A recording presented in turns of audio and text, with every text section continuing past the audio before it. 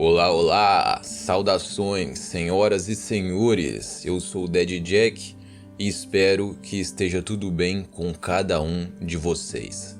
Enfim, sem delongas, vamos à continuação das nossas criaturas assustadoras da mitologia nórdica.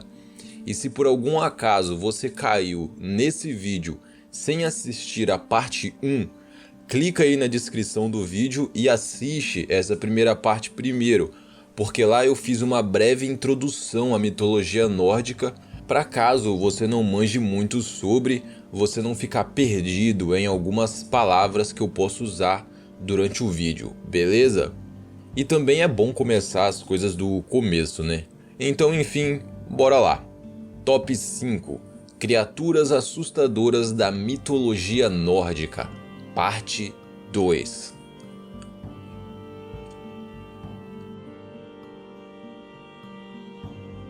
Noken, Nok, Nix, Nixi ou Nek. Essa criatura tem várias variações de nome. Vamos chamar de Noken aqui, beleza? Os Nokens fazem parte tanto da mitologia nórdica quanto do folclore alemão, mas aqui nós vamos abordar apenas os Nokens nórdicos, ok, pessoal?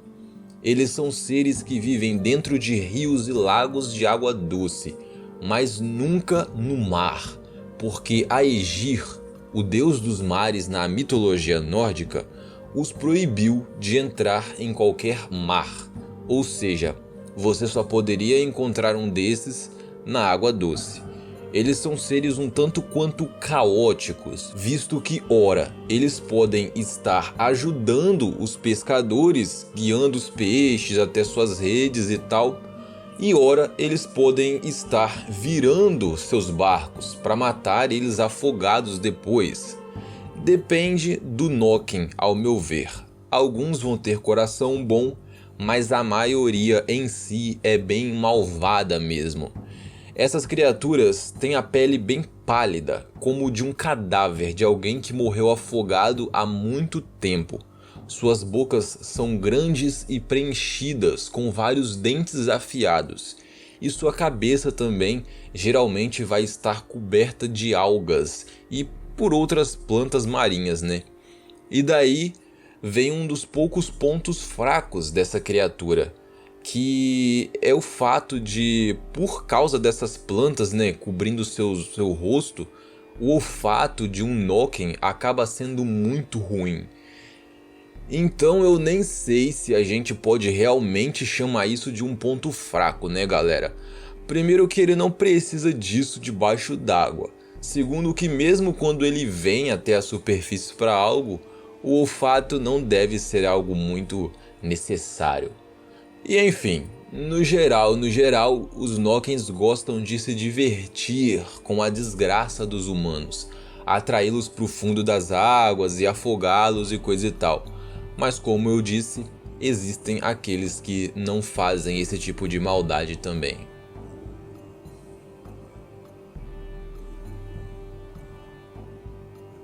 Já em nono lugar, a coisa fica um pouco mais diferente. Temos aqui o Nuclavy. O Nuclavy é uma lenda do folclore nórdico que mais tarde foi importada pelo folclore escocês e ele acabou ficando mais famoso por lá. Mas, de qualquer forma, ele teve origem pelos nórdicos. Então eu me dei a permissão de colocá-lo aqui nessa lista, ok? O engraçado do Nuclavy é que o único intuito dele é realmente atormentar os humanos. Sem falar da aparência dele, que diga-se de passagem, galera, eu acho muito foda. Ele é esse demônio fundido com um cavalo, como vocês podem ver aí. Os dois são uma criatura só, na verdade. O Nuclavy não tem pele, de modo que qualquer um pode ver os seus músculos se contraindo de acordo com que ele se movimenta. E a gente também é capaz de ver o sangue correndo em suas veias, já que ele não tem pele para cobrir essas veias. Aliás, Seu sangue é descrito como sendo preto, podre e contaminado. O hálito dele também é muito fedido e tóxico, servindo não só para matar humanos, como também plantações. Os olhos, tanto do cavalo quanto da criatura de cima, são completamente vermelhos e brilham bastante, e os braços dessa criatura de cima são muito longos, a ponto de se arrastarem no chão. E enfim, pessoal, o Nuckelavee, como eu disse, tem o único propósito de atormentar mesmo a vida dos humanos. Um ponto engraçado é que ele vive no mar e só sai de lá durante as noites para fazer suas chacinas, digamos assim, a sua diversão, onde ele mata, destrói casas, destrói plantações e tudo mais.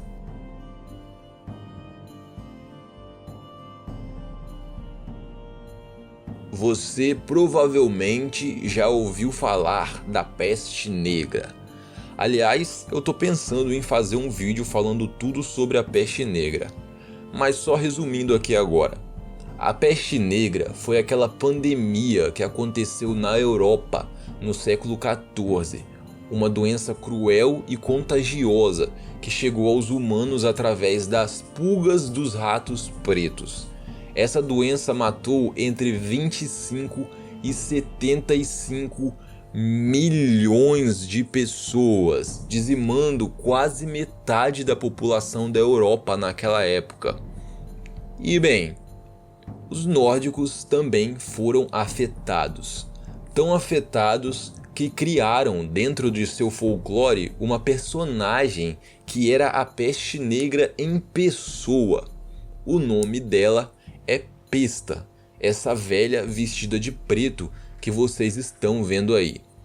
E sua história é bem simples. Por onde ela passa, a peste se espalha.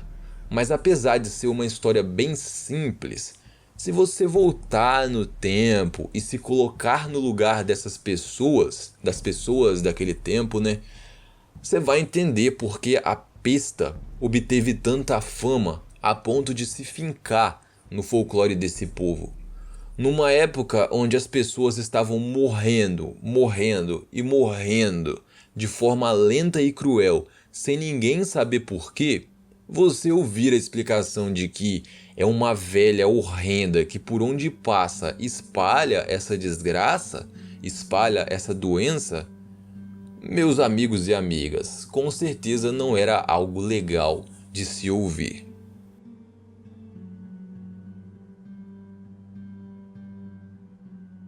Draugr, em resumo, o zumbi da mitologia nórdica. A palavra Draugr vem do significado literal, aquele que caminha novamente, ou seja, aquele que caminha mais uma vez depois da morte. Porém, além desse nome diferente e bem legal, os Draugr têm várias outras diferenças com os zumbis convencionais. Vamos lá, vamos falar mais um pouco dele. A começar por como se tornar um. Bom, existem 4 formas na mitologia de uma pessoa se tornar um Draugr. A primeira e mais boba, talvez, é se a pessoa morrer e o corpo não estiver na posição horizontal, essa pessoa pode voltar como um Draugr. Ou seja, se por algum acaso uma pessoa morrer sentada, pendurada, de cabeça para baixo ou algo assim, ela pode voltar como um Draugr. O jeito certo de morrer, digamos assim, é deitado. Aí você não corre riscos. Mas as outras explicações são um pouco melhores. Olhem só. Segunda forma de se tornar um Draugr é sendo uma pessoa ruim em vida, uma pessoa ruim mesmo, dentro da sociedade nórdica. Um marido que não respeitasse a mulher e os filhos, alguém que não respeitasse os deuses, esse tipo de coisa. Essa pessoa também corria o risco de voltar como um Draugr. A terceira forma de se tornar um desses monstros é ser atacado por um deles, assim como lobisomens, vampiros e os próprios zumbis, né? Se você for atacado por um deles, você se torna um. A quarta e última forma, para mim, é a mais legal. Os nórdicos, pessoal, eles tinham o costume de enterrar seus tesouros em algum lugar que só eles mesmos sabiam onde ficavam. Principalmente os vikings em si, os saqueadores e tal. Porque eles acreditavam que eles poderiam gastar essas fortunas enterradas quando fossem para Valhalla. Mas quando algumas dessas pessoas enterrava e mesmo assim ficava apegada, preocupada demais com o tesouro enterrado, ela podia voltar como um Draugr e ficar rondando o local onde o tesouro foi enterrado e atacando qualquer um que passasse por perto. Bem legal, né?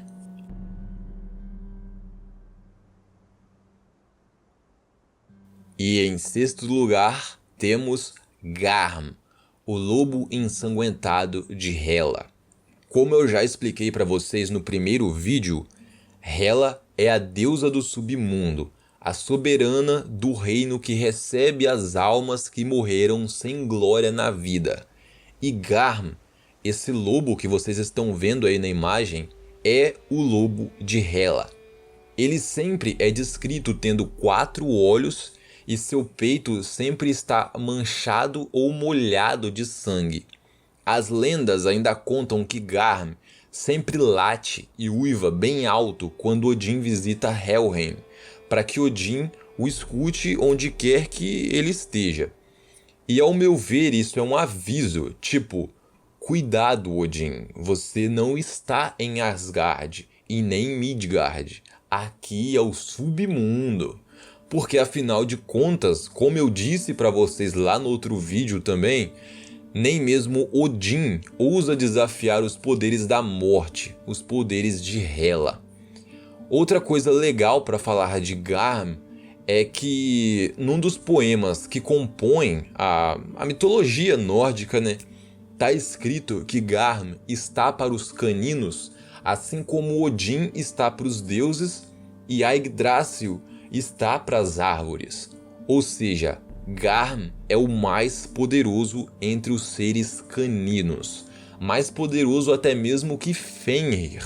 Mas de qualquer forma, eu coloquei Fenrir numa posição mais alta aqui nesse nosso ranking, porque Garm é mais de boa. Assim como Hela, ele nem sai de Helheim, ele nem vai participar do Ragnarok, por exemplo.